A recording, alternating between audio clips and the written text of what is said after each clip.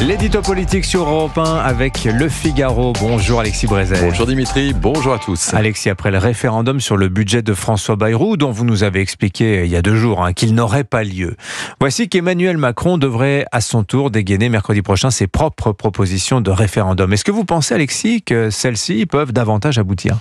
C'est vrai, Dimitri, qu'on peut se poser la question, parce que le référendum, c'est un peu l'arlésienne de la politique. On en parle beaucoup, on ne le voit jamais arriver.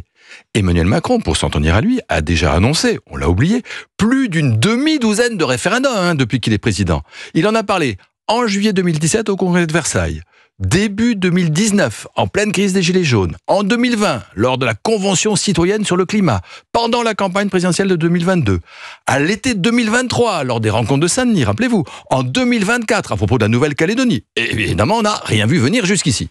Bon, alors cette fois, on nous dit qu'il est vraiment décidé. Alors, ce qui est vrai, c'est que le référendum, c'est la seule touche du clavier institutionnel sur laquelle il n'a pas encore appuyé. Et on sent bien que ça le démange d'avoir tout essayé avant la fin. Et puis, ce serait aussi, petit plaisir, une pierre dans le jardin de François Bayrou.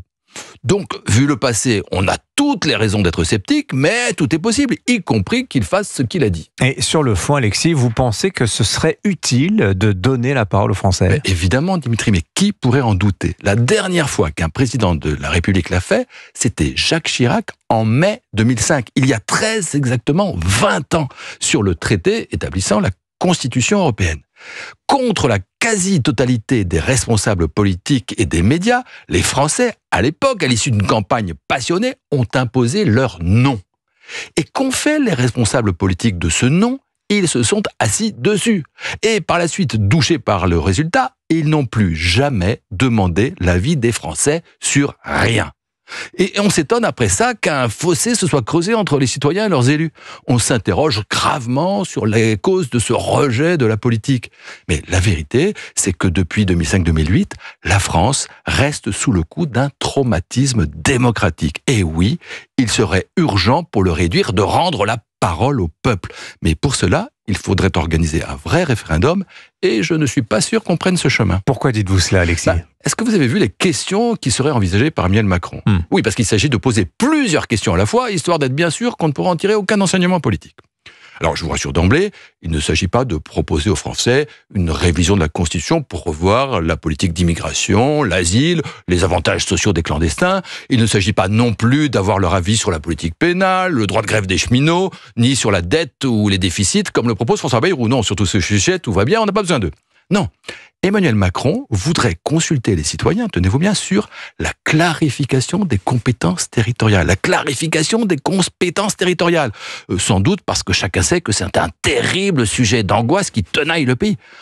On nous parle aussi, pour la 100e fois, du service civique volontaire. Et pourquoi pas, tant qu'on y est, des rythmes scolaires ou du temps d'écran pour les enfants. On l'a compris, c'est un simulacre, un ersatz de référendum. Il ne s'agit pas de retremper la légitimité présidentielle en demandant au peuple de trancher d'un sujet qui engage l'avenir de la nation, mais sous prétexte de proximité, d'organiser sur des sujets mineurs un super sondage d'opinion qui n'aura aucune conséquence, hormis celle, peut-être, et c'est pas sûr, de redonner au président un peu d'air dans les sondages. Il y a dans tout cela une légèreté confondante. On ne badine pas avec le peuple, on ne joue pas avec les institutions. Rien ne serait pire après une dissolution qui n'avait aucun sens qu'un pseudo-référendum dénué de toute portée. L'édito politique sur Europe 1. Merci Alexis Brézet. Je vous signale la une du Figaro ce matin qui est en kiosque. Faut-il protéger les enfants des écrans jusqu'à l'âge de 6 ans ? 6 ans, c'est ce que demandent les signataires d'une tribune au-delà des recommandations actuelles des autorités sanitaires qui préconisent d'attendre l'âge de 3 ans pour les écrans. Il est 8h moins.